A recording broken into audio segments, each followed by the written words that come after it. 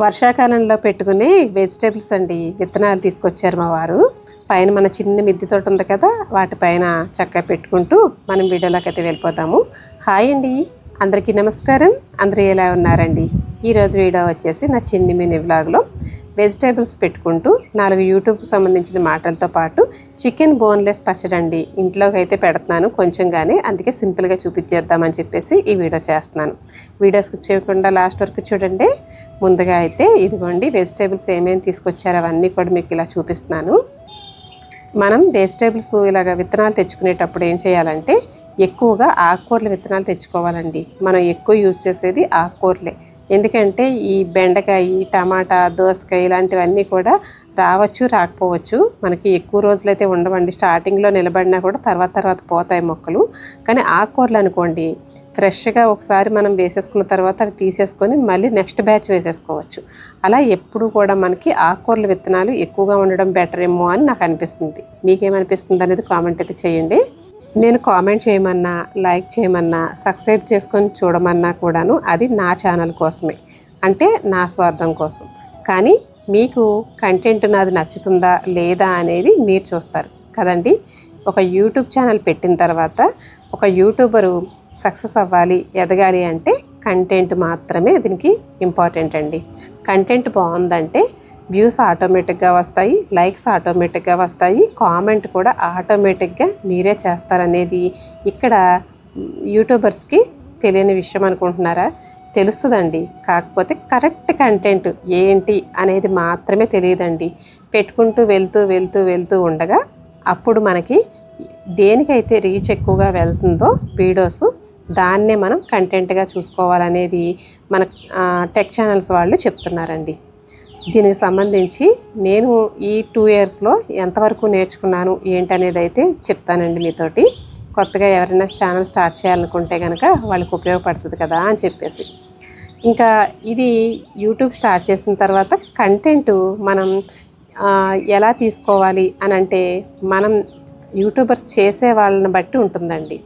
అంటే ఇప్పుడు నేను ఒక హౌస్ వైఫ్ కాబట్టి నేను బయటకు వెళ్ళి చూపించి తిరిగి చేయాల్సినవి నాకు కష్టం. నేను ఎక్కువగా మీకు నేను చూపించలేను. నేను ఎంచుకున్నా కూడాను కంటెంట్ నేను దాన్ని మీకు పూర్తిగా చూపించలేకపోవచ్చు. కానీ నేను తీసుకున్నది ఏంటి, ఇంట్లో రెగ్యులర్గా నేను చేసుకునే పనుల్ని నేను సులువుగా చేసుకుంటున్నానా లేదంటే కష్టంగా చేసుకుంటున్నానా, మీకు నీట్గా నేను ఎక్స్ప్లెయిన్ చేసి చూపిస్తున్నానా లేదా అనేది నాకు ఇంపార్టెంట్. దీంట్లో ఏదైనా ఒకటి మీకు నచ్చుతుంది కదా అనేది నా తాపత్రయం. నా కంటెంట్ అదేనండి. నేను చేసుకునే ప్రతిదీ, పూజ కావచ్చు, ఇంట్లో వంట కావచ్చు, ఇలాగా గార్డెన్కి సంబంధించి కావచ్చు, పొదుపు విషయాలు కావచ్చు, ఏదో ఒకటి నేను చేసుకున్న ప్రతిదీ మీకైతే నీట్గా చూపించడం అనేది నా కంటెంట్. అలాగే స్టూడెంట్స్ ఉంటారు, వాళ్ళకు వచ్చిన చదువుని, ఎడ్యుకేషన్ ఉంటుంది కదండి, దాన్ని వాళ్ళు ఎలా కష్టపడి చదువుకున్నారు, ఎలా రీచ్ అయ్యి ఈ రోజున జాబ్లోకి వచ్చారు, జాబ్ కోసం వాళ్ళు ఎన్ని తిప్పపడ్డారు, ఇవన్నీ కూడా చెప్పడం వాళ్ళ కంటెంట్.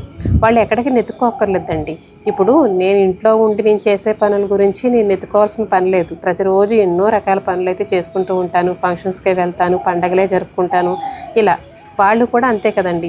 ఇన్ని సంవత్సరాలు చదివిన చదువుకు సంబంధించిందంతా కూడా వాళ్ళ దగ్గర ఉండే నాలెడ్జ్ వాళ్ళ బ్రెయిన్లో ఉంటుంది. ఆ బ్రెయిన్కి సంబంధించిన నాలెడ్జ్ అంతా ఇలా వీడియోస్ రూపంగా మాట్లాడుతూ లేదంటే ఏదైనా చూపిస్తూ వాళ్ళు చెప్పగలుగుతారండి.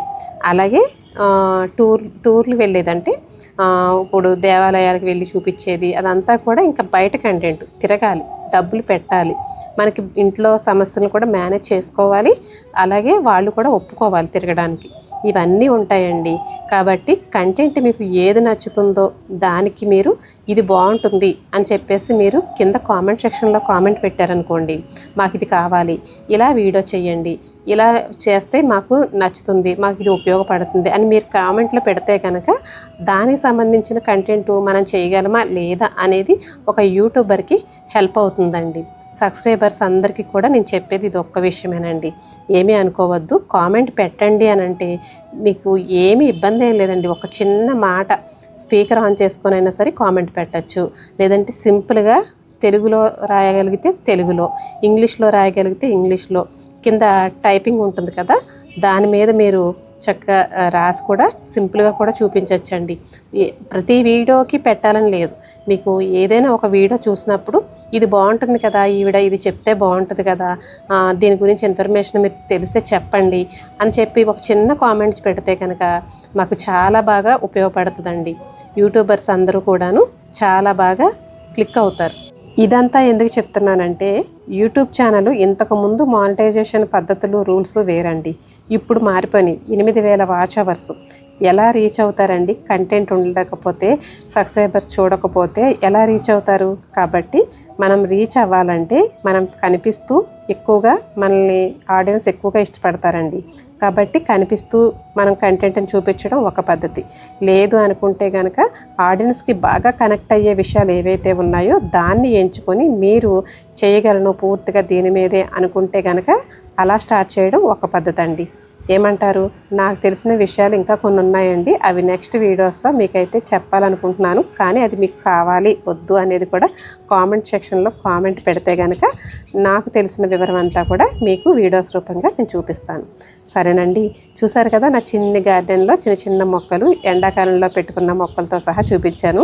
ఇది వచ్చేసరికి నిన్న వీడియోలో చూపించాను కదండి, చికెన్ తందూరి చేసుకునేటప్పుడు. అది ఒక చిన్న మొక్క అండి. అలా కుండీలో పెట్టాను 2 ఆకులతో. చక్కగా ఎంత బాగా వచ్చేసిందో నిన్న చూసారు కదా, గుబురుగా భలే ఎదిగిపోయింది. సరే, ఇప్పుడు చికెన్ బోన్లెస్ పచ్చడి చూపిస్తానండి. ముందుగా అయితే చికెన్లో నేను బోన్స్ ఏమీ లేకుండా ఇందులో కొట్టించుకున్న చిన్న చిన్న ముక్కల్ని నీట్గా క్లీన్ చేసుకున్న తర్వాత కొంచెం పసుపు, అల్లం వెల్లిపాయ పేస్టు, ఉప్పు, కారం వేసి ఇలాగా ఉడకబెట్టుకున్నానండి. చికెన్లోంచి వచ్చే వాటర్ అంతా ఇలా వచ్చింది కదా, ఇప్పుడు ఈ వాటరు నేను తీసి పక్కన పెట్టేసుకున్నాను. పూర్తిగా ఉడకాల్సిన పని ఏం లేదండి. అలాగే ఈ ముక్కలు నేను సపరేట్ చేసుకొని ఆ వాటర్ని నేను మళ్ళీ వంటలో అంటే ఏదైనా కర్రీలో కానీ లేదంటే రైస్ కానీ చేయొచ్చండి పిల్లలకి. అది కూడా బాగుంటుంది. పూర్తిగా ఉడికిపోతే ఏంటంటే చికెను మరి మెత్తగా అయిపోతుంది అన్నమాట. అంత ఉడకాల్సిన పని ఏం లేదండి. ఇలాగా ఒక 80% అలా ఉడికితే సరిపోతుంది అన్నమాట. అంతే, 100% ఉడికిపోవాల్సిన పని లేదు. ఎందుకంటే దీన్ని మనం ఇప్పుడు నూనెలో వేయించుకుంటామండి. ఇంకా ఇంట్లోకి పిల్లలకి కావాలని చెప్పేసి చేసి పెడుతున్నానండి ఇలాగా. ఇది పూర్తిగా మీకు లాంగ్ వీడియోలో నేను చికెన్ పచ్చడిని విత్ బోన్స్ తోటి పెట్టే విధానాన్ని పెట్టానండి. ప్లేలిస్ట్లో పికిల్స్లో ఉంటుందన్నమాట, నాన్ వెజ్లో. అయితే అందులో కూడా వెళ్ళి చూడాలా అని అనుకుంటే కనుక కామెంట్ అయితే చేయండి. లింక్ అయితే నేను కింద డిస్క్రిప్షన్ బాక్స్లో పెడతాను. అలాగే ఇదిగోండి, ఇంకా చికెన్ అయితే వేయించేసి నూనెలో తీసి పక్కన పెట్టుకున్నానండి. ఒక 20% వేగితే సరిపోతుంది. మరి గట్టిగా వేగాల్సిన పని లేదు.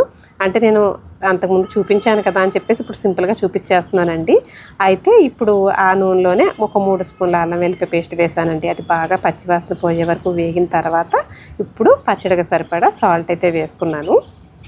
అలాగే సాల్ట్ కూడా బాగా అంటే కొంచెం ఈ పచ్చివాసన మీద ఉంది కదా, అల్లం వెల్లిపాయ పేస్ట్ కరిగిపోతుంది అని చెప్పేసి ఇప్పుడు వేసానండి. ఇంకా అలాగే ఇందులో కొంచెం కరివేపాకు, కొత్తిమీర, ఇది కూడా నూనెలో వేగిపోవాలండి. పచ్చివాసన లేకుండా నూనెలో వేగిపోవాలి. ఇలా వేగిన తర్వాత ఇప్పుడు స్పైసీ మనం తినేదాన్ని బట్టి వేసుకోవచ్చండి. కారం, అల్లం వెల్లిపాయ పేస్ట్లో కొంచెం ఘాటుగానే ఉంటుంది. ఆల్రెడీ చికెన్ ఉడకబెట్టేటప్పుడు ముక్కలకు పట్టేలాగా నేను కొంచెం కారం కూడా వేశాను. కాబట్టి ఈ పచ్చడికి సరిపడా కారం అయితే ఇప్పుడు వేసుకొని నూనెలోను అలా కాసేపు అలా వేగనిచ్చామనుకోండి, చక్కగా మంచి రంగు అయితే వస్తుంది పచ్చడికి. పచ్చడి కూడా ఎక్కువ రోజులు నిలవ ఉంటుంది, ఏమీ పాడవకుండా. అలాగే గరం మసాలా పొడి, ఇది వచ్చేసరికి ధనియాలు, జీలకర్ర, యాలకులు, లవంగ, దాల్చిన చెక్క, కొన్ని మెంతులు, కొన్ని నువ్వులు వేసానండి. అది పొడి చేసి పెట్టుకున్నది వేసాను అనమాట. అలాగే చికెన్ ముక్కలు ఇంతకుముందు నేను వేయించుకున్నవి ఇందులో వేసేసుకొని గుప్పెడు పచ్చి వెల్లుల్లిపాయలండి, ఇవి అలా వేసేసుకోవడమే. ఇవి వేగాల్సిన పని లేదు అండి. ఇప్పుడు నేను స్టవ్ ఆఫ్ చేసేసిన తర్వాత వేడి మీద ఈ వెల్లుల్లిపాయలు వేసాను అనమాట. మగ్గిపోతుందండి, ఆ కాస్త వేడికి మగ్గుతుంది. తర్వాత ఊరే కొద్దీ కొంచెం మనకి క్రంచీనెస్ అనేది ఉంటుంది, బాగుంటుంది అన్నమాట. ఇలా చికెన్ పచ్చడి పెట్టాను కదా, ఇప్పుడు దీన్ని పూర్తిగా చల్లారిన తర్వాత ఇందులో మనం ఫైనల్గా నిమ్మరసం వేసుకుందామండి.